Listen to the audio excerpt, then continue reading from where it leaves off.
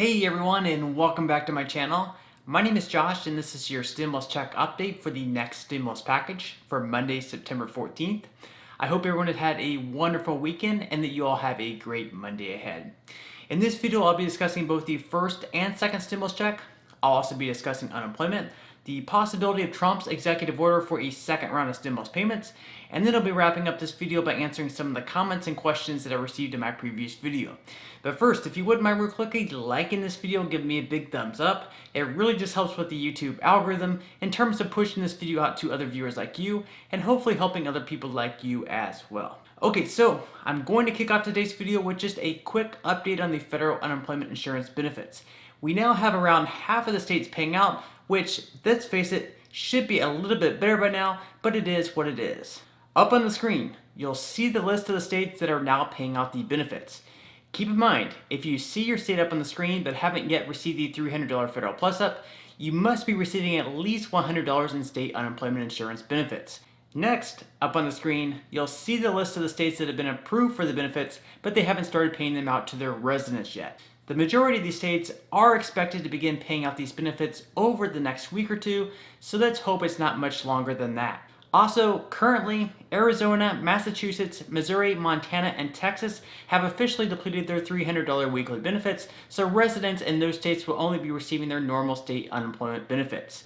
Now, there is actually some hopeful news that these unemployment insurance benefits may actually be extended by the White House asking for more money from FEMA disasters as part of the CR deal to avert a government shutdown. That money then could possibly use to replenish the expiring unemployment fund. Again, this is just an idea that's been floating around, so it's far from a guarantee, but it's definitely something that we can be hopeful about. With anything though, it should be taken as a grain of salt, and we should always prepare ourselves for the worst case scenario, just in case. I will most definitely keep you updated on this if anything does happen to change. Okay, moving right along to some updates in regards to the next relief package and the second stimulus check. So, White House Economic Advisor Stephen Moore continues to bring the pressure on House Speaker Nancy Pelosi and Chuck Schumer to get a deal done with Republicans in the next relief package. And, well, why wouldn't he? Both sides are going to heavily politicize this, with Republicans trying to make the Democrats look bad and the Democrats trying to make the Republicans look bad. In a radio interview, Moore said, "Come on, Nancy Pelosi. Come on, Chuck Schumer. Come together for the good of the country. Get a deal done." What is holding things up? I think it's pure politics. This interview came just days after Senate Democrats shot down a $500 billion skinny deal, which of course didn't include stimulus checks in it or include many other measures they thought necessary. Representative Val Demings criticized this virus relief bill as more or less being worthless. Demings said that we need to pass a meaningful bill, and if the GOP is interested in helping American families, the HEROES Act is sitting right there.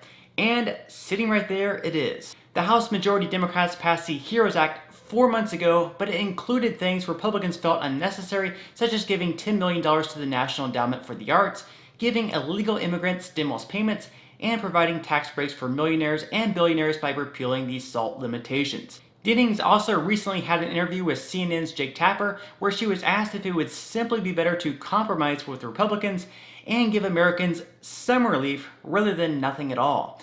To which Demings responded, "The American people deserve more than crumbs from the table." She then added that Democrat leadership has been negotiating for weeks now to no avail. Demings said it must be nice to maybe not know the feeling of having to struggle to make ends meet, and that she talks to people every day in her district doing just that. With this, she is 100% right. No one deserves to go through a situation where they're facing eviction or wonder where their next meal is going to come from. So I can absolutely understand where Demings is coming from, especially given the fact that the last bill shot down by Democrats didn't include a second round of payments. The Republicans are also beginning to feel more and more heat as time goes on without more relief as well. Just the other day, protesters showed up at Senate Majority Leader Mitch McConnell's home, chanting that if we don't get $600, there won't be peace. No health care, no peace. The $600, of course, are in reference to the non-extension of the federal unemployment benefits. So it's apparent that McConnell is either going to have to be forced to move with these ongoing protests, or he'll need to move forward with negotiations with Nancy Pelosi. Now, what are the actual chances of a second stimulus check right now, you ask? Well, at the moment, since it does seem unlikely that Congress will compromise in the next relief package, at least anytime soon, all eyes will be on President Trump. We all know by now that he's been considering issuing an executive order for another round of stimulus payments, in addition to support for the airlines. However, the real question is, will he be able to do so legally? According to Article 1, Section 9, Clause 7, no money shall be drawn from the Treasury but in consequence of appropriations made by law. And who has the power to create laws? Congress does, not President Trump. Chris Cox, a tax policy analyst at the Center on Budget and Policy Priorities, said, "The Constitution mandates that only Congress has the power of the purse, and the president cannot unilaterally tax and spend." However, President Trump has argued that, saying that there's a theory where he may be able to use the $300 billion in the unused account from the CARES Act towards a second round of payments without congressional approval. Stephen Moore has also been encouraging President Trump to do just that and redistribute the money without congressional approval, mentioning that President Obama had done similar things during his time in office. Now, President Trump did say that his administration was facing a little bit of resistance from attorneys at the Treasury Department, so it's tough to say what he can really do legally at this point in time. Stephen Moore said they're trying to figure out what they can do legally, what authorities they have, and there are differences of opinions on that. He also said that Trump would like to do another flurry of executive orders that would jumpstart the economy, so that alone, in my eyes, is very promising. Let's hope that if Congress is unable to find a bipartisan agreement, that Trump is able to do something in this case unilaterally. As always though, this is something that we have no control over, so we'll have to just continue to hope for the best. With Election Day just 7 weeks away, everything from here on out will continue to be very political. We'll see the Democrats continue to place blame on the Republicans, and the Republicans continue to place blame on the Democrats. In the end, we can only hope the two sides will come together, find compromise, and get the next bill passed. Okay, so at this point in time, I'm just going to give a quick update on the first round of stimulus payments because unfortunately, there are still way too many people who haven't even received their first stimulus check yet.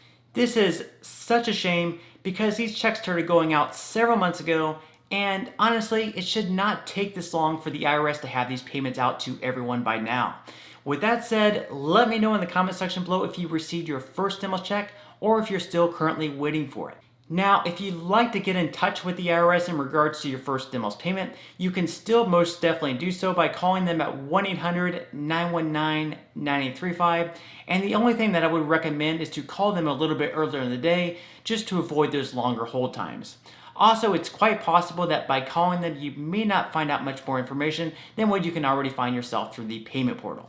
In the meantime though, if you're still waiting for your first check, I would recommend that you just continue to check the payment portal. As long as you're eligible for your first payment, you will most definitely receive it, and the IRS is going to continue sending out more and more payments each and every week until everyone receives it. If you didn't file a tax return in the last 2 years, or you started receiving Social Security benefits this year, then you should fill out the non-filers tool. Otherwise, no action will be required on your part to receive your payment. Now, if you received your $1,200 stimulus check, but you haven't yet received the $500 for your dependents under the age of 17, then you'll have until September 30th to claim them using the non-filers tool. Unfortunately, if you fail to meet that deadline, then you'll have to claim a $500 credit next year on your tax return. I'm sure no one wants to wait any longer than what they have to for this payment. Alright, so at this point, I'm just going to answer some of the comments and questions that I received in my previous video, and if you have any other comments or questions for me, please feel free to leave them in the comment section below. I do try to answer as many of the comments and questions as I possibly can, but for those comments and questions I'm not able to respond to, I do try to pick some of the more popular ones to answer in the next video in video form. Okay, so without further ado, let me go ahead and jump into the first comment of today's video, which is from James. James says, "What date is the second stimulus check coming out?" Thank you so much for your question, James, and at this point, there is still no official timeline for when the next check may come out. Congress is currently in a stalemate, so it may be a while before they're able to reach a bipartisan agreement. However, it's still quite possible that Trump may be able to issue an executive order to pass the second round of checks any day now. If Trump passes the executive order next week, for example, then stimulus checks may start going out the following week after that. This is something that's still being looked into by his law team, so I'm hoping if they do give him the go-ahead that he's able to do that very soon. Okay, moving right along to the next question of today's video, which is from Ligia. Ligia says, "Hi Josh, we received our first stimulus check via direct deposit. We changed checking accounts with the same bank. Do we need to report to the IRS for the second stimulus check, or will it be transferred to our new checking account automatically?" All right, thank you so much for your question. And what I would recommend is to update your direct deposit information through the payment portal once the next stimulus check is approved. Once it is approved, you should be able to log back into the payment portal and change your direct deposit information to make sure they're able to get it to you in a timely manner. Otherwise, unfortunately, the IRS will try to directly deposit the funds into your old account, which will get rejected and slow down the process. And I definitely don't want to see you wait any longer than what you have to for this payment. Alright, so on that note, I'm going to go ahead and wrap up this video. If you did enjoy the content in this video and you'd like to see more videos like it, please consider subscribing to my YouTube channel. It is completely free to do so, and it's a great support to me. Also, if you'd like to receive one free stock from Webull, valued all the way up to $1,600, please feel free to claim that free stock by clicking the link in the description box below. And until next time, I'll see you guys, and I hope you have a great day today.